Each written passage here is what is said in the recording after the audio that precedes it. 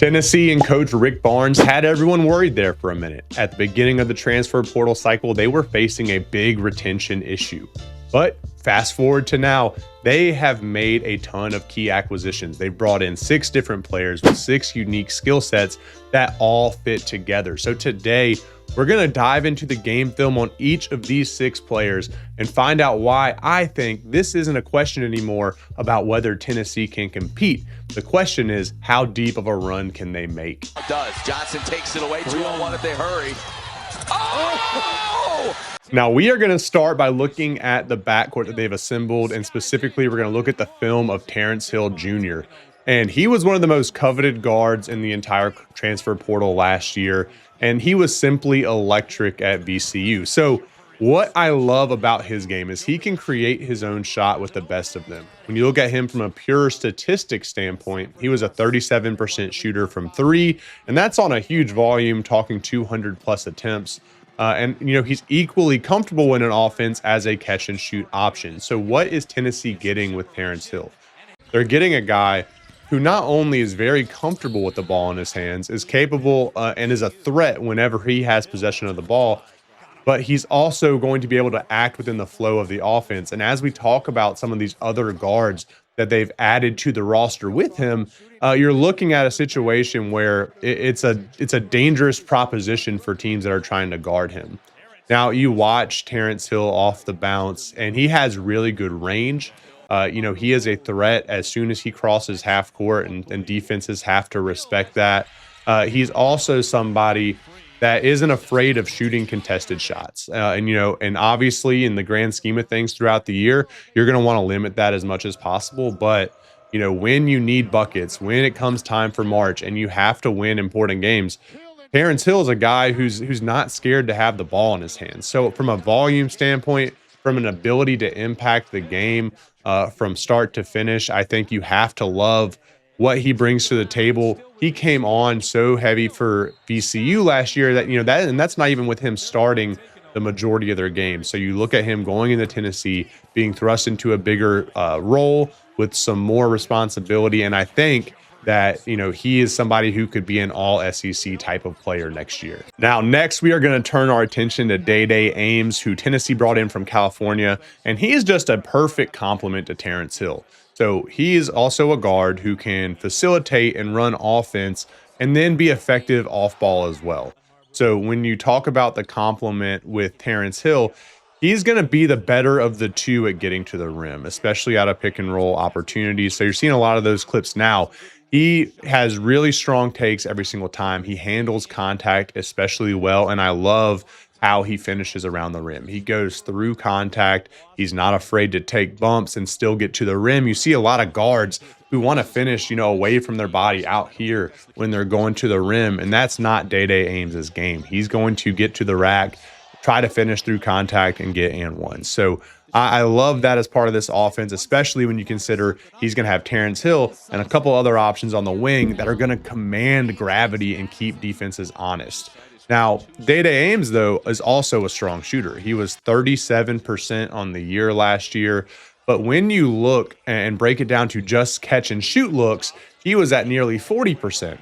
And then what I love even more is when he was unguarded, that number goes all the way up to 46%. So when you talk about this Tennessee offense and the amount of threats that they're going to have on the court next year, who is the defense going to help off of? And with Terrence Hill, Dai Dai Ames, and the next guy we're going to talk about on the court at the same time, like if one of their man helps, like that is going to be a very high percentage shot for Tennessee.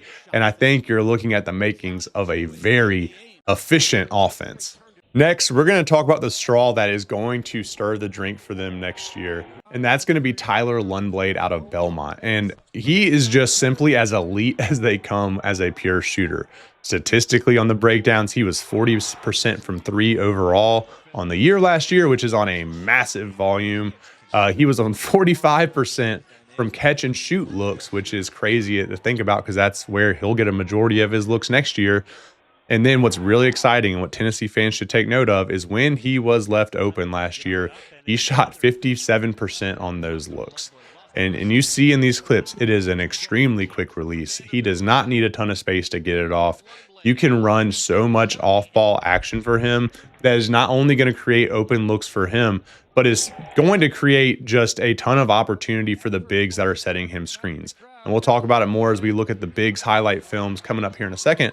But I mean, like he is just going to create that gravity where there's going to be a helper coming off of a screen. He's going to have his man chasing, and as a big slips, those looks are going to be there. But when you're looking to build an offense and you're replacing as much as Tennessee was next year, we've talked about Day Day, we've talked about Terrence Hill, and then you put Lundblade on the court with them, and that's where I was talking about with Dai Dai Ames is where do you help off? Because it's certainly not going to be off Tyler Lundblade.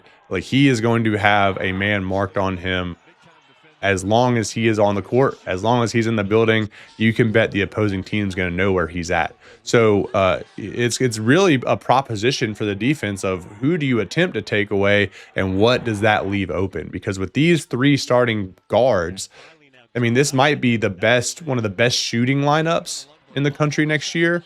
And it's really just super dangerous, super exciting. And then, as Tennessee fans recover from all of the losses in the transfer portal, you just have to be super, super excited by what you've brought in, especially in the backcourt. Now, next, we are going to talk about Jalen Haralson out of Notre Dame. And this really transitions our conversation towards the front court of what they've assembled out of the transfer portal. And with Jalen Haralson, let me give you a spoiler alert. You're not going to get a lot of shooting highlights. He was an extremely poor shooter at Notre Dame last year, but great news for Tennessee fans. You don't need that. We've just talked about the three guys they've brought in who are going to be really strong, effective shooters. So what does Jalen Haralson bring you? Well, on offense, he is absolutely electric with the ball in his hands. For someone as big as he is, around 6'7", 6'8", to be able to handle the ball, put it on the floor, and get to the rack at a high level, there's not many better in the country. So you look at him in transition, which is where a lot of these clips are coming from, and he's able to blow by guys, use his athleticism, use his quickness, and just get to the rim. He finishes really well there, shot around 60% at the rim last year, and is just going to provide some balance to the offense, which I think is important, especially as we talk about the other pieces and maybe some of the limitations on offense. He's somebody who is just going to, kind of have the opposite kind of gravity as those guards did. Like his gravity is going to be more towards the rim. So as he drives, you're going to see collapses. You're going to see more kickouts to the wing, to the perimeter, to guys who are going to be open. So I love the addition from that sense because I do think it checks some boxes for them. Like with that guard play, outside of Dai Dai Ames, like Terrence Hill can be a little shaky at the rim. Lundblade's not going to get to the rim very much. He's looking to live on the perimeter. So you need that guy who can take the ball from the perimeter or get the ball in transition and get to the rim and make plays. And I think Jalen Haralson does that. So it starts to bring a level of cohesiveness and, also on defense gives you a little more length and versatility on that end of the court. So you're starting to see things come together for Tennessee. Now, next on the front court side of things, we're going to talk about Braedan Lue. And Braedan Lue, I think, is going to provide an interesting role for this Tennessee team next year. So you look at his game, and here's how I envision him fitting in. He is going to be somebody that is a low usage that's going to get some garbage buckets, make some highlight plays, and shoot the ball well enough that you're going to have to respect it. Now, the film you're seeing, I just want to demonstrate his athleticism because I think that it's something that this Tennessee team is going to need next year. So as you look in the half-court offense, he's somebody who can screen and roll really effectively, who can be a lob threat finisher, who can be somebody that just lives in that dunker spot where, as Haralson drives, he can be there for a dump off and a dunk, right? So I think that's going to be important for Tennessee again. You're going to need some guys who can be highly efficient. I love that he can shoot the ball a little bit. He doesn't have to be great at it, but if you can live in the corner while a lot of other offense is going on and still be a respectable shooter, which, I think he can. He shot around 30% last year, and, hopefully he can maintain that or bump it up a little bit. That changes the way you play offense because he having that level of athlete who can attack the glass on both ends of the court really, gives your offense some longevity and makes it much harder to stop you, especially when games get tough because, athletes can just make plays. And I really think that's what they're going to rely on Braedan Lue to do next year. Now, we're going to wrap up the highlight portion of this by talking about Miles Rubin from Loyola Chicago. And with as much offense as Tennessee brought in this transfer portal class, you needed to invest in some defense as well. And that's exactly who Miles Rubin is. He's a defensively rugged five man, had about 70 blocks last year. And there's some parts of his game defensively that I really, really like. I think he has more mobility than you might expect when you start watching his film. He walls up really well at points of contact around the rim.